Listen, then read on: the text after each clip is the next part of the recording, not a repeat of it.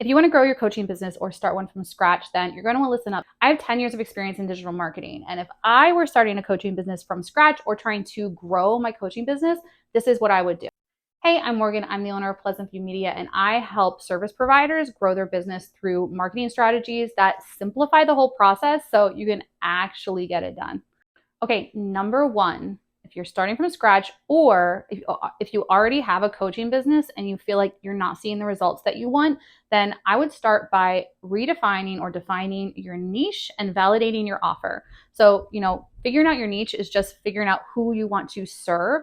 And the key is to narrow it down enough that you can be specific enough in the offers that you're going to create that it actually resonates for people and gives them a real transformation. So if you feel like you're confused about what your niche should be or what your offer should be, you could go ahead and start creating content on social media and just test different things out and see what works for you and what feels right.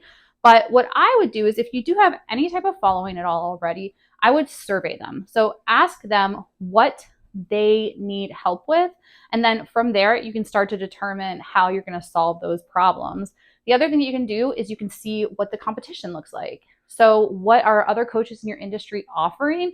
What are their followers talking about their pain points are? And do not steal your competitors' content or their ideas, but this can help you validate if what you're already planning or already thinking for yourself is a good idea. Because if there's no other competition out there doing what you're doing, you can't find other people doing it, then it's probably actually not a good idea because competition proves there's a market for it. So definitely check out your competitors and, use it as validation or just inspiration and then create your own stuff. And if you don't get anywhere with those two things, you can also check out Reddit or Quora and see what questions people in your niche are asking, and that'll help you narrow it down as well. All right, once you know your niche, you know your offer, you're going to start by creating your marketing plan. And your marketing plan is going to start with your freebie or your lead magnet that you offer to people in exchange for their email or their phone number if you want to do text messaging as well. And then you deliver this free offer to them in exchange for the email. And then you will send them an email sequence of about maybe 5 to 8 emails so that they can get to know you and you can talk about your paid offer and sell it to them. Starting an email list is so important. And it's because I don't care if you have a bajillion followers on TikTok or Instagram, that can get shut down at any time. This happens to people all the time where their profiles get shut down or the algorithms change and what was working for them is not working anymore. But if you have an email list or a text message list, or preferably both, of your audience, then you're able to reach out to them anytime that you want. You own that. Nobody can take that away from you. And the type of lead magnet or offer that you want to create that's a free offer to get people into your email list, it needs to be related to that paid offer or product or service that you are offering. Because the ideal is that this freebie, this lead magnet is like a little taste of what you have to offer, and it gives people a little bit of a transformation and leaves them wanting more and wanting to spend their money with you because they're like, oh wow, this like free thing was so amazing. I can't imagine how great their paid product is. So focus on really delivering something legit. Don't just go to ChatGPT and have it spit out some freebie for you. Give it some thought. And it's better for something to be short, snappy, but actually give a transformation versus some 50-page ebook that is nothing. Okay. All right.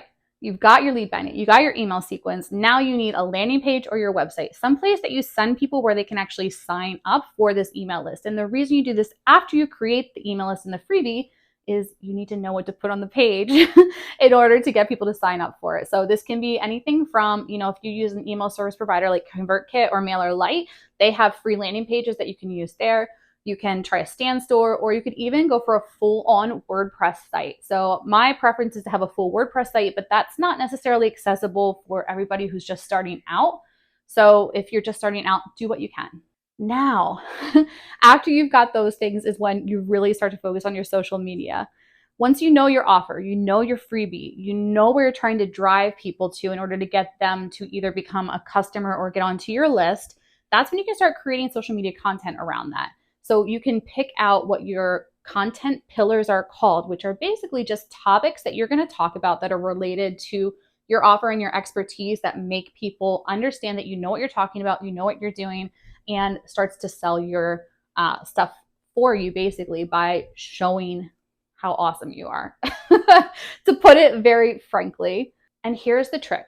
I know a lot of people are going to tell you, and you're going to hear about repurposing your content and getting on every platform, and you want to be everywhere. You don't want to be everywhere. Not when you're starting out or when you're still figuring it all out. Even if you have a coaching business now and you feel like you're not seeing the growth that you want, don't just platform hop and try to go here. No, pick one, stick to it, at least for like 90 days. I want you to be posting 3 to 5 times for like 90 days. And if you still feel like you're not connecting to that platform or something's wrong, then you can either take a look at your content and maybe your content needs to change, or at that point, potentially you are on the wrong platform. You know, maybe your audience are boomers and you're on TikTok, so you need to readjust and go back to Facebook.